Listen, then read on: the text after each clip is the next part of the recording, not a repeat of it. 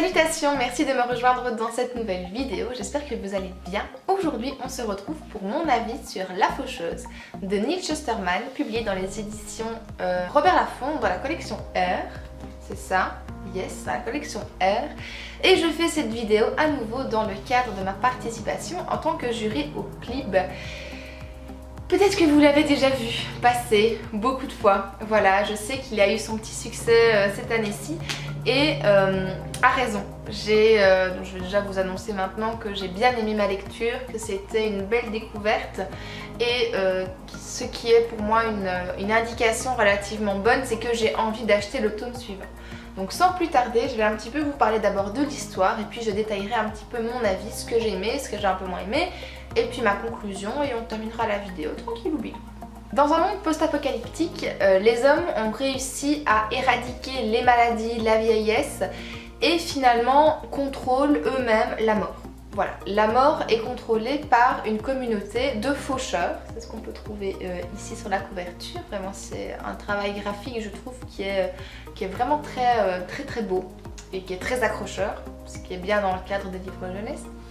Et donc cette communauté de faucheurs est constituée d'hommes et de femmes qui sont choisis par des faucheurs en place et qui doivent commencer un apprentissage pour pouvoir devenir faucheurs eux-mêmes. Le monde est contrôlé alors par ce qu'on appelle le Thunderhead, qui est l'intelligence artificielle suprême qui sait tout, jusqu'à limite vos pensées, vos sentiments, vos préférences en matière de glace, que sais-je. Voilà, le Thunderhead sait tout, voilà. Et il a pris parti de ne pas interférer par contre dans la communauté des faucheurs. Donc ça veut dire que les personnes qui vont choisir qui glaner, puisqu'on ne parle pas de tuer ou de meurtre ici, on parle ici d'un glanage, on explique tout ça au fur et à mesure du bouquin.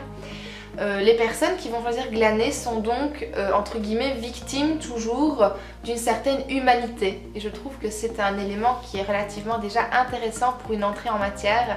L'intelligence artificielle refuse d'interférer dans cette partie-là de la communauté des êtres humains et va plutôt elle se charger de tout ce qui va être la sécurité, les soins, etc., l'éducation, etc. Voilà.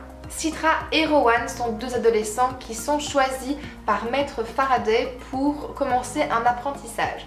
Donc c'est super bien pour le lecteur qui va découvrir en même temps que les deux ados le fonctionnement du Thunderhead, la manière de fonctionner des faucheurs, les conclaves qui ont lieu toutes les saisons, etc.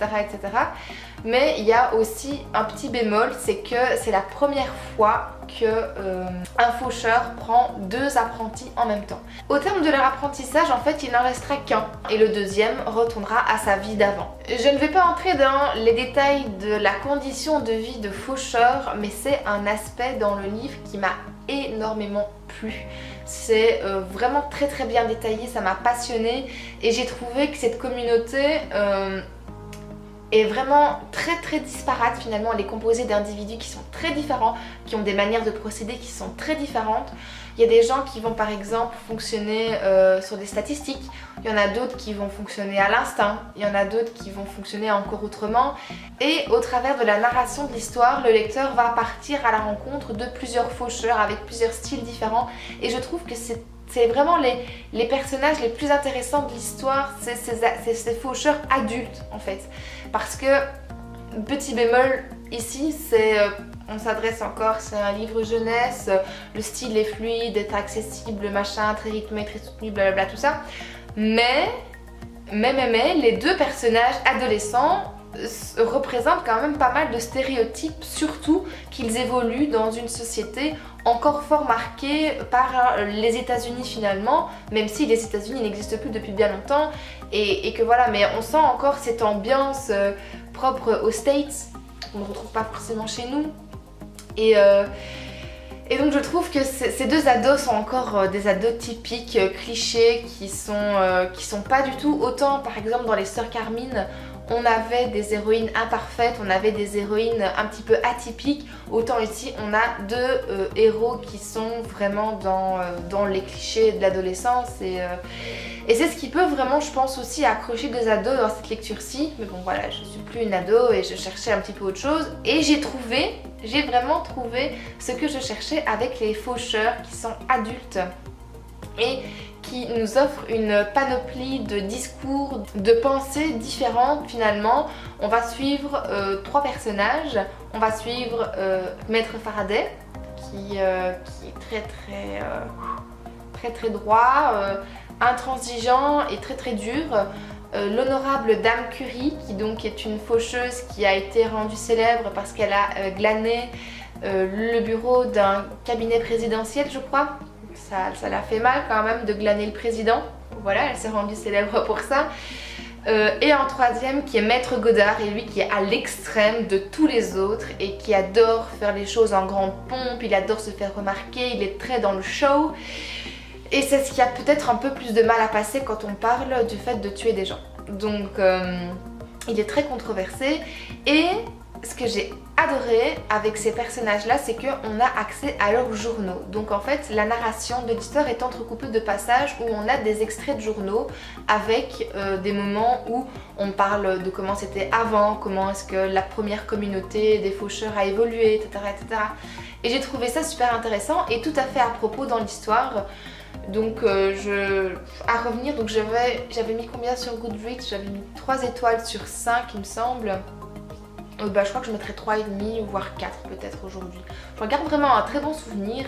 Ça m'avait fait un peu peur parce qu'il y a Elfria avec qui je discute beaucoup en lien avec le clip qu'il avait abandonné après 100 pages. Je me suis dit j'ai peur. Et puis finalement moi je me suis vraiment bien retrouvée dans ce bouquin. J'ai vraiment hâte de lire le tome 2. Ça fait déjà plusieurs fois que je passe en librairie et que je ne le trouve pas. Je vais peut-être devoir finir par le commander sur internet, je sais pas, où le commander en librairie, hein, voilà. Et voilà, je trouve que c'était un très bon sujet, un très bon concept. J'ai passé un très bon moment avec ce livre et j'ai hâte de découvrir la suite. Et voilà, c'est tout pour cette vidéo, j'espère qu'elle vous aura plu. Dites-moi dans les commentaires si vous avez lu La Faucheuse, si vous l'avez aimé, si vous n'avez pas aimé, si vous l'avez abandonné, comme Elfria peut-être. Comme d'habitude, j'ai hâte de lire tout ça et de communiquer avec vous, d'échanger avec vous autour de ce livre. D'ici la prochaine vidéo, je vous fais plein de gros bisous et portez-vous bien. Salut!